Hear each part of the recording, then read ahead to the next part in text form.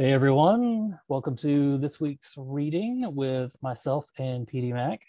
We're picking up on Empire of Serpents, chapters 3 and 4. So we will just jump right in. Chapter 3, Gwen. I've never seen a dragon before, Kaelin said eagerly.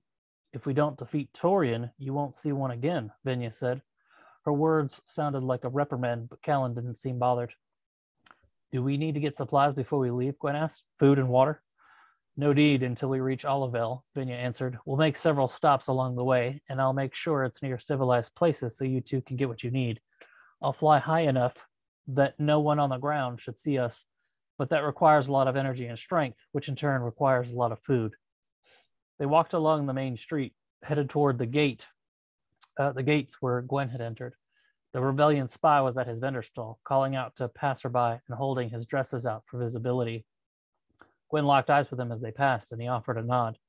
When he'd cornered her and pressed a dagger to her back, her first instinct had been to kill with fire. As she considered that, it disturbed her. That wasn't her. She'd never wish harm on anyone except Torian and his lackeys. And yet, she had almost taken the man's life without a second thought. Was she being swayed by the dark magic that coursed through her? Or had she changed more than she realized, becoming more like Emil? She hoped that was not the case. Venya led them out of the city and along a road that went northeast until they were far enough away that it was unlikely anyone in the city would see them. Stand back, she warned. Gwen and Kaelin backpedaled until they were several feet away. Venya closed her eyes, and for a moment, nothing happened. Gwen held her breath and watched intently. The change began slowly. Venya's skin lightened until it took on a sickly pale color. She dropped to the ground on all fours, her body racked with spasms so strong that her arms and legs trembled visibly. Venya hacked loudly. Her shoulder blades protruded from her back, and Gwen flinched at how odd it looked. A loud popping noise filled the air, then her shoulder blades elongated and morphed into wings. Her body lengthened and grew in size until she was easily 20 feet long. Her face extended into a long snout, and her skin color changed again, from pale white to silver, and scales took shape along her form. When it was over, Venya was breathing heavily. Does it hurt? Gwen asked. When you change, I mean? Yes, Venya replied, but the more I shift, the less I feel it. The first time I changed, I thought I was going to die. Absolutely fascinating, Kaelin whispered. A real dragon, in the flesh. Come, Venya said. Climb onto my back. Gwen had ridden on her once before, so she had little trouble getting onto Venya's back and settling herself into place. Kaelin followed the same path up Venya's shoulders and stood over Gwen. Move back, he said. Why? So I can sit in the front. Gwen snorted. No, you can sit behind me. There's plenty of room. She patted Venya's scales. I want the front. Gwen stared at him and was tempted to pull rank since she was technically the queen, but instead she shrugged and scooted back, giving him enough room to sit down. Once he was settled, she nudged up behind him. You'll want to get a good grip, Gwen said, or when she climbs into the air, you'll fall off. Kaelin felt along Venya's neck scales until he found spots that he could grab, then he clenched his hands tightly onto them. Gwen didn't have anything to hold except Kaelin. She hesitantly wrapped her arms around his chest and hugged him close. He smelled of lilac, a heady sweet scent with a touch of vanilla. She thought it odd he smelled so good. It made clinging to him less disagreeable. Venya dug her claws into the ground and crouched low, poised much like a cat about to pounce. Unlike a cat, however, she sprang into the air and flapped her powerful wings. The air rushed around Gwen like the sound of a raging river. She watched the landscape quickly fade below them. Her stomach churned and her eyes teared from the whipping wind, but she exulted in it all. It wasn't every day she experienced something as miraculous as flying on the back of a dragon. They flew for a long while, and Gwen kept herself occupied by watching the countryside gradually change. The tracts of land were various colors and sizes, and all of them looked small enough that when Gwen held her fingers out, she imagined that she could pinch them. We're heading down, Venya roared. Even though her voice carried, it was still hard for Gwen to hear her clearly over the wind. She leaned forward against Kaelin. Venya began her descent, and Gwen's stomach lurched again. She doubted she could ever get used to the feeling. They flew low over a wooded area, and Venya landed softly in a clearing. I must feast, the dragon announced. There is a town within walking distance if you are hungry. I don't think anyone spotted me, but we should be quick regardless. Venya lowered herself to the ground, and Gwen and Kaelin slid off her shoulders. Gwen felt odd walking on her own legs again, but the feeling was brief. I'm famished, Kalen said. You coming? The sight of a dragon eating a deer or some other such animal wasn't an image Gwen wanted in her head. She nodded, and they left Venya alone to hunt. The two exited the woods and walked through a wheat field until they reached the road that led to the town. As they drew closer to the boundary of the town, an older man was cutting the wheat down with a scythe, while three younger men, whom Gwen assumed were his sons, collected the stalks and tied them into sheaves. Sweat glistened on their tan skin, and one of the sons paused to offer an admiring stare at Gwen. She waved politely and hoped he wouldn't try to speak to her. He went back to work when one of the others shouted at him for taking a break. Kalen and Gwen entered the town and found a single tavern. It was a small wooden building with a thatched roof. Scrawled beside the door in red paint was the word Foamies. A hot meal is calling my name, Kalen said, and a cold ale. Ale sounds good, Gwen agreed. The two went inside and were greeted with curious stares by the handful of patrons that were scattered across the room. One table, in particular, caught Gwen's attention. 4 men in armor, wearing Torian's crest, were laughing and clinking their tankards together. Gwen's heart skipped a beat, but when the men didn't even look their way, her nerves calmed. They don't know who I am, she told herself. Kalen took a seat at a random table, and Gwen followed him. Despite the presence of Torian's soldiers, the atmosphere of Foamies was high-spirited. As Gwen listened to the scattered conversations, she assumed the people were all locals, except for the soldiers. They were minding their own business, and the patrons seemed content to ignore their company. A serving girl sauntered over, her skirt short enough that if she bent down, everything would be revealed. Her top was a loose-fitting piece of white material that barely clung to her ample bosom. Kalen eyed her lustfully, and Gwen rolled her eyes at him. Typical male, she muttered. I'm Poppy, the serving girl said. What's your fancy? A night with you, Poppy, Kalen said with a not-so-innocent grin. Is that so? Poppy placed her hands under the table and leaned forward. Gwen watched Kalen's eyes lower to her cleavage. Yes, indeed. Stick around long enough and you might just earn it, Poppy said, straightening. For now, how does soup sound? That sounds perfect. I want ale, too. I'll also take an ale, Gwen said, and some bread if you have any that's fresh. Coming right up, Poppy said. She strolled away to the kitchen, and Gwen waited for Kalen to turn his attention back to her. You think we can spend the night, he asked. I hope you're kidding, Gwen replied. We don't have time for that. Try and keep your mind on what's important, will you? You're no fun, Kalen complained, unless you're up for some strenuous activities. Have you ever been struck by lightning? No, Kalen said confusedly. Talk to me like that again and you will be. Kalen kept his wolfish grin, but Gwen could see the disappointment in his eyes. He shrugged and looked around the room, then set his gaze on the table of soldiers. What do you think they're doing here? He asked. Nothing good, I'm sure. Poppy returned, skillfully holding a bowl of steaming soup in her left hand and 2 large tankards and a plate of bread with the other. She set them down on the table and accidentally dropped a cloth napkin on the floor. Poppy knelt in front of Kalen seductively and peered up at him with a pouty face. Woman, Kalen hissed through his teeth. I'm about to. Whatever he said was lost to Gwen's ears as the table of soldiers erupted into raucous laughter, and one of them knocked over their tankard, spilling ale onto the table. A stream of golden liquid ran off the edge, splattering onto the floor. Poppy, the drunk soldier shouted. I need your hands. That's not all you need, another soldier said lewdly. Poppy rose to her feet and set the napkin in Kalen's lap, pausing with her hand on him for a moment before metering over to the soldiers. She worked just as seductively with them, crawling on all fours to clean the ale off the floor. Kalen watched jealously. You know it's all for show, Gwen said. What? Kalen looked at her, his face flushed. The way she's flirting, it's all an act. You do know that. Of course I do, Kalen replied, but Gwen knew he was lying. He ate his meal in silence, and he continuously looked around for Poppy. Gwen sipped her ale, enjoying the familiar atmosphere while holding back the dreaded memory of the night at the 7 Stars where everything had begun. Kalen finished his meal and downed what remained of in his tankard, then walked over to a table of farmers. Gwen watched him curiously but couldn't hear what he was saying. A few of them nodded and looked at Gwen, raising their drinks in salute. Gwen's curiosity turned into suspicion. Was Kalen spreading rumors about her? He left that table and went to another. Again, the people he spoke with looked at her and offered nods or raised their drinks. Kalen made his way to every table until only the soldiers remained. As he walked past Poppy, he grabbed a handful of her buttocks and winked at her. He reached the soldiers and leaned down, speaking to the one who'd spilled his drink earlier. The soldiers laughed at first, and Gwen assumed he must have told them a joke. As Kaelin continued talking to them, she noticed that their expressions were changing from amusement to glares of anger. Gwen rose from her chair and started walking toward them, intent on grabbing Kaelin and heading back to Venya. One of the soldiers said something, his tone getting louder as he spoke, but all Gwen heard was the word treason. "What are you doing?" Gwen demanded, grabbing Kaelin by the arm. "And here she is," Kaelin said grandly, "the rightful queen of Isentol's throne." The soldiers all stood up at once, and Gwen's heart sunk into her stomach. Kaelin had betrayed her, just like Emil had. "That's enough of your nonsense," the soldier across the table growled. He drew his sword and pointed it toward Kaelin.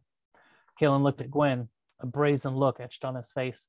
He pulled his arm free of her grasp, grabbed the edge of the table, and flung it into the soldier with the drawn sword. And then all hell broke loose. Chapter 4. Connell. There was little grumbling during the night as the combined forces of Connell's army moved silently north, hoping to blunt Torian's incursion in time to save what remained of Sorcia's regiment. He was surprised at the determination and speed of the dwarven soldiers, keeping pace with the taller human soldiers of Lorcan's army. In the early hours just before dawn, the forward scouts sent back word that they made contact with Sorcia's rear elements and that Torian's forces had paused their pursuit to lay waste to the city of Blazington, allowing her to regroup and break contact with the enemy. Less than an hour later, Sorcia strode up to Connell. Her small army, carrying their wounded, flopped down on the side of the road, receiving a welcome rest. Sorcia was a handsome, tall blonde with the strong and fit body of an athlete. She began to drop to her knee when Connell stopped her. "Are you okay?" "Yes, my lord," she answered, completing the obeisance. "Don't do that," Connell moaned, bending down to grab her arm and pull him up. "We can all be socially proper at some other time, but not here or now. We have more important things to worry about. What's your status?" Sorcia brushed the grime from her cheeks, impressed that this prince, who seemed unaffected by his position. "We managed to delay them, but we couldn't do anything to stop them. We were able to break contact when they decided plundering Blazington was more important than pursuing us." "How many?" Lorcan walked up, nodding respectfully to Connell. "My lord," before addressing Sorcia, "I count 17 walking wounded, 6 more gravely injured. I have physicians attending them." "Thank you, my friend," she said, breathing a sigh of relief. Connell turned to Torgrith. "Tell Story I need him now." "Right you are," he grinned and sped off.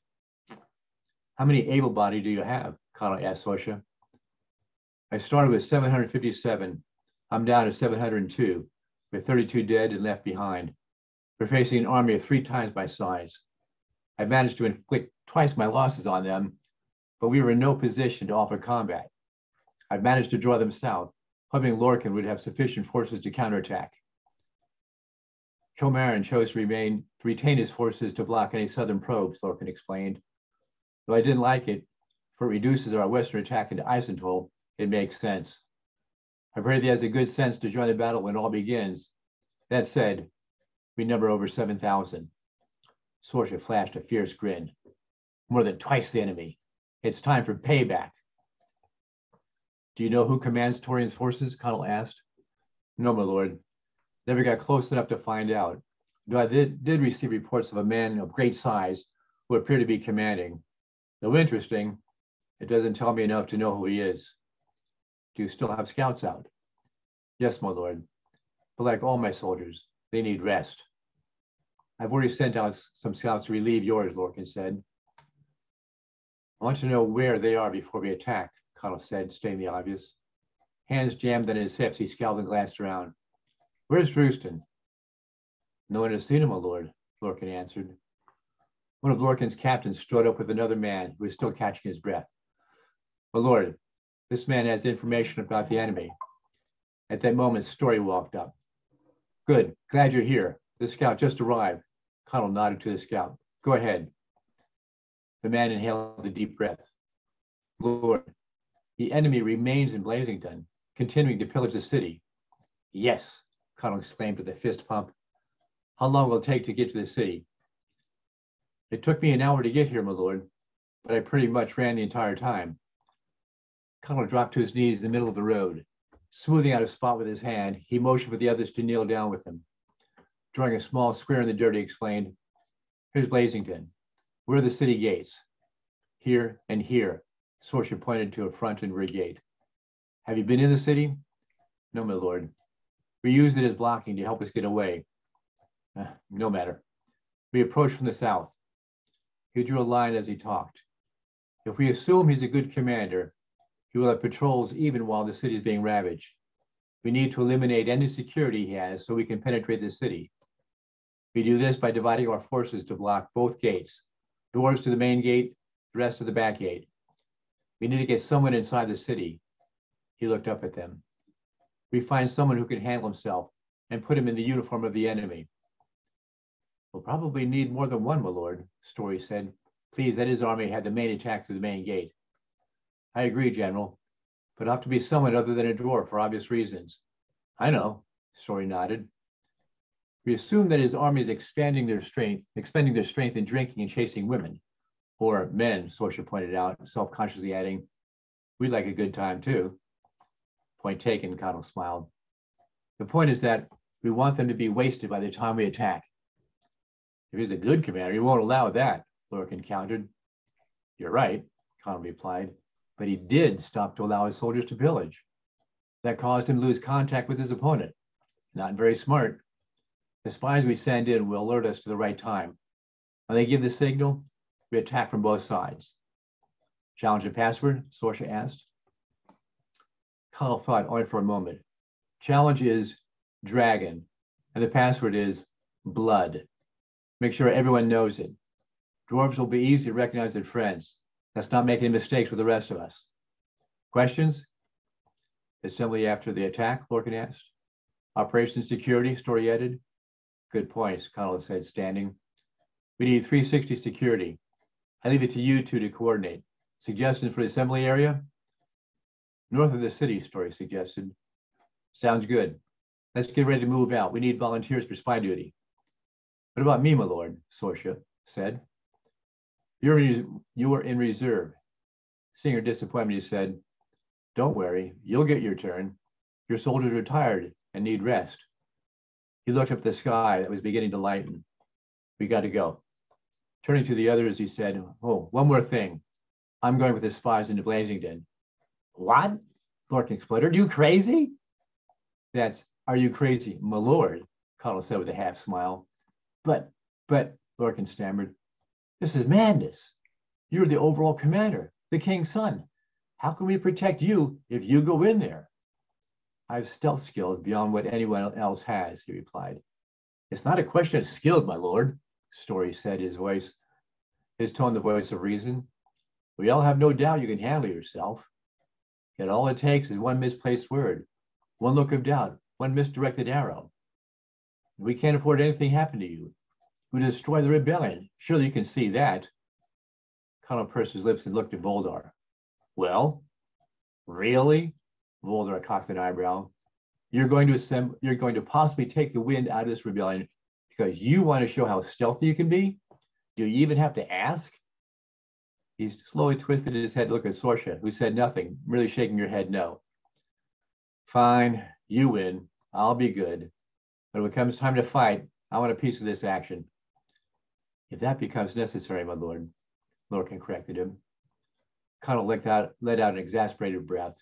"Fine." It was mid-morning by the time they were in position. Lorcan's army had to work its way around the city through the forest. They dispatched several enemy patrols before they had time to warn of Lorcan's army. There had been no shortage of volunteers to sneak into the city. Connell settled on 10, who donned uniforms from the dead enemy patrols. And there had been plenty of intel provided by the fleeing citizens. Tales of rape and murder were the common themes. Blazington itself wasn't a large city, perhaps some 3,000 to 4,000 residents. Open fields about 2 furlongs wide separated the city walls from the surrounding forest. But Blazington was a fortified city with tall stone walls of gray granite and wide stout oak city gates, which were wide open. Dead bodies, some decapitated, others with deep gashes sliced through various parts of their bodies, lay scattered in bloody lumps around the gate and archway across the moat. Several bodies lay where they fell, blocking the doors from being closed. Wisps of smoke near the center of the city curled and dissipated in the morning wind. It was eerily quiet, and Connell impatiently waited for his spies to give the signal, wondering if they had been spotted. Suddenly, a man emerged from the rear gates and ran towards them. Lorcan recognized him as he did Connell. "My lord," he called out, it's unreal. They're dead, almost all of them." "What?" Connell was startled. How was it possible 10 of his spies to accomplish such results in so short a time? "We think it's the ale," the spy said, stopping in front of Connell Lorcan. "We think it's been poisoned. There's still a few alive who are holding out in the center of the city, but for the most part, everyone else is dead. So is their commander." "Show me," Connell ordered, and started back with the spy.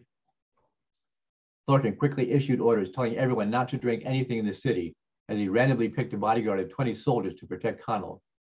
"Do the dwarves know yet?" "Yes, Commander. Hewlin went to tell them." Connell's bodyguard preceded him through the city gates, stepping over bodies and fanning out and keeping watch. Connell's mouth gaped open as he saw the multitude of soldiers curled up in the streets, their eyes glazed over in death.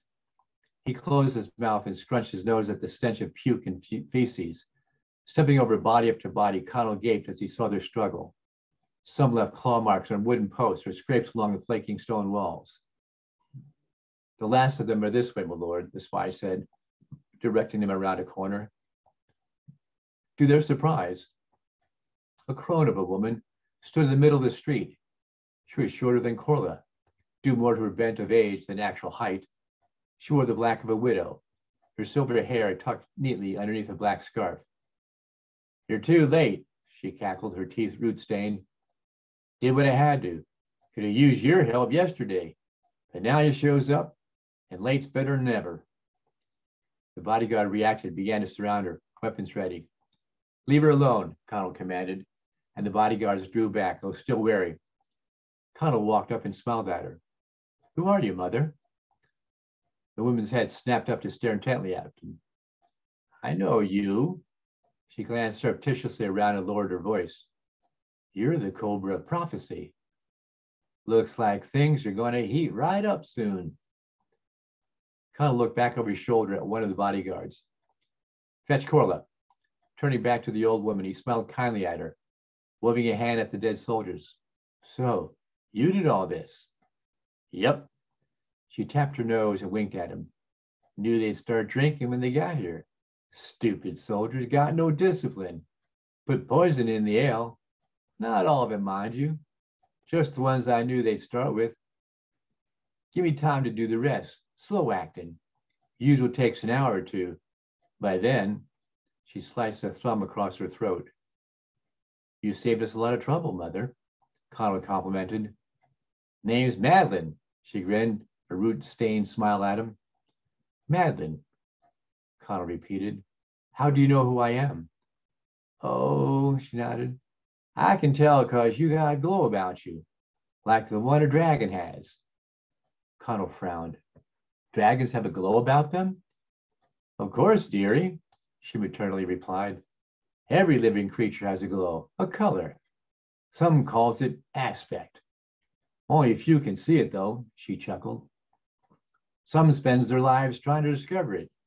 It is what it is. You can't change it." Corla walked up, giving the woman a polite smile. "You wanted to see me, my lord?" "My lord, is it?" Madeline snickered, then awkwardly bowed. "Forgot my place." Ignoring the jab, Connell spoke to Corla. "This is Madeline. She's responsible for this resounding victory." Lorcan strode up with Store and Gallagher in tow. "There's no one left, my lord." He shook his head in amazement. "We have a chronicler with us?" Connell asked. "Yes, my lord." "Send someone to fetch him. I want Madeline here to be forever remembered as the champion of Blazington, for it is she who defeated our enemy. I want to make sure it is recorded correctly." Surprised and flattered, Madeline blinked in the sudden attention. "We'll need to toss all the ale." "Don't need to," Madeline interrupted. "Poison had already gone out of it. It don't last long, just long enough to do what I needed." Connell nodded understanding, then noticed Corla standing to the side, waiting for instructions. "Madeline, this is Corla. She's a..." I know what she is, Madeline replied. I could tell it the moment she walked up. Because of her association with you, Madeline interrupted. Figured you'd have a mage with you. Nobody said I was a mage, Corliss said, her brows furrowed. Madeline grinned at her. Takes one to know one. What? You're a mage? Carla cocked an eyebrow in disbelief. Madeline's smile vanished, followed by an intense frown at Corla. Of course I am. She flipped a hand at the surrounding dead. How'd you think I did this? Simple herbalist could have done the same thing, Corla argued. Bah. Madeline turned to Connell. She may be a looker, but she ain't got brains to go with it. If you're finished with me, my lord, I'll go tell the rest of them that's escaped that it's safe to come back now. Will you come with us? Connell blurted. Pardon? I'm asking you to come with us, Connell said. Madeline was again flattered. Why? I'm just an old woman. You're a mage, Connell corrected, and we can use your help. Her? Corliss said, curling a lip. She's no more a mage than I am a warrior. Ignoring her, Connell repeated, will you come with us? She's an old woman. She'll only slow us down, Corla argued. Kind of held up a hand for her to be quiet, though his attention was on the old woman. Well, will you come with us? Madeline looked at them, then at the indignant Corla before grinning. I'd love to, my lord. Girl drama. All right, that's it for this week. So make sure you hit the subscribe button if you're not subscribed, and keep an eye out. Every Tuesday the videos go up, so keep your eyes peeled for the next one, and we will see you next time.